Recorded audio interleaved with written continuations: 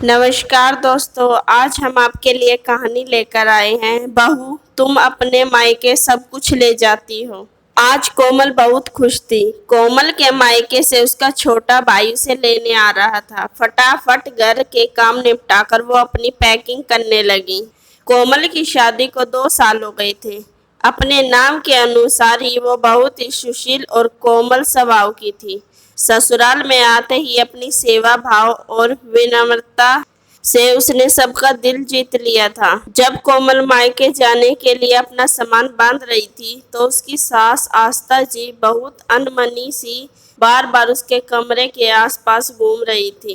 कोमल का ध्यान उनकी ओर गया तो वो बोल पड़ी, माँ जी आपको कोई काम है क्या? आपकी तबीयत ठीक तो है ना? आस्था जी मुंह फुलाकर कमरे में आ गई और बेड पर बैठ गई। उन्हें इस तरह देखकर कोमल ने घबराते हुए कहा, क्या हुआ माँ जी, मुझसे कोई गलती हो गई क्या? आस्था जी कोमल की तरफ मुंह करके बोली, बहू तुम अपने साथ बहुत कुछ मायके ले जाती हो, मुझे अच्छा नहीं लगता। सासू माँ की ये बात सुनकर कोमल स्तब्ध रह गई। उसे उम्मीद नहीं थी कि आस्था जी ऐसा कहेगी। कोमल के मन मस्तिष्क में बहुत से विचार आंधी तूफान की तरह उठने लगे। क्या इन 2 सालों में मेरी सास ने मुझे इतना ही समझा है?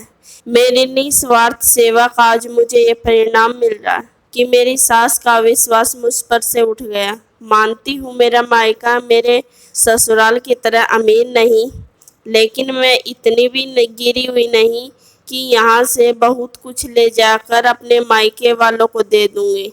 कोमल का गला रुंध गया। उसने मुंह से हकलाते हुए बस यही निकला, नहीं नहीं माँ जी, आप चाहो तो मेरी अटैची खोलकर देख लो। आस्था जी ने आंख सिकोड़ कर डांटते हुए कहा, चल हट पगली, मैंने कब कहा कि तुम यहाँ से कोई सामान अपने मायके ले जाती हो? कोमल हैरानी से उनका मुंह देखने लगी, जैसे पूछ रही हो तो फिर? आस्था जी उसके हाथों में अपने हाथ लेकर बोली, बहू तुम अपने साथ इस घर की चहक और रसोई की महक ले जाती, मेरा आराम और परिवार का ध्यान भी ले जाती। जब तुम नहीं रहती हो सुबह शाम की चाय भी नहीं भाती। तुम्हारे बिना ये घर बहुत सूना सा लगता है बहू। कोमल की पलकों पर ठहरे हुए आंसू निझर बहने लगे। आस्था जी फिर बोल उठी, बस मैं तो इस बात इतना कहना चाह रही थी, जल्दी वापस आ जाना। कोमल अपनी सासू के गले से लिपट गई। हाँ हाँ माँ, मैं जल्दी आ जाऊंगी, लेकिन आप अपना ख्याल रखना। इतनी देर में कोमल का भाई उसे लेने आ गया। आस्था जी ने कोमल को एक पैकेट पकड़ाते हुए कहा, बहू इसमें तुम्हारे भाई और छोटी बहन के लिए कपड़े और कुछ मिठाइयाँ हैं। बेटियाँ खाली हाथ मायके नहीं जाती। जाते समय दोनों सास बहुओं की आंखों से सज्जल हो रही थी।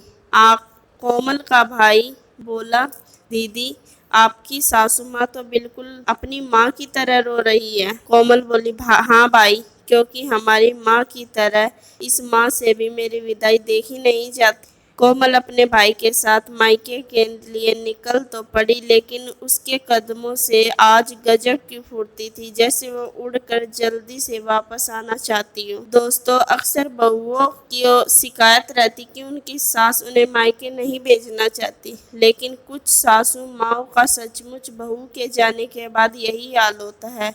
बस वो ये बातें अपनी बहू से कह नहीं पाती। वैसे तो हर माता पिता यही चाहते हैं कि उनकी बेटी को ससुराल में मायके की याद ना आए। यदि सास और ससुराल ऐसा हो तो बेटियां खुद ही अपने मायके में ज़्यादा दिन नहीं रुक पाती। दोस्तों, अगर आपको हमारी कहानी अच्छी लगी हो तो प्लीज़ हमारे चैनल को सब्सक्राइब करें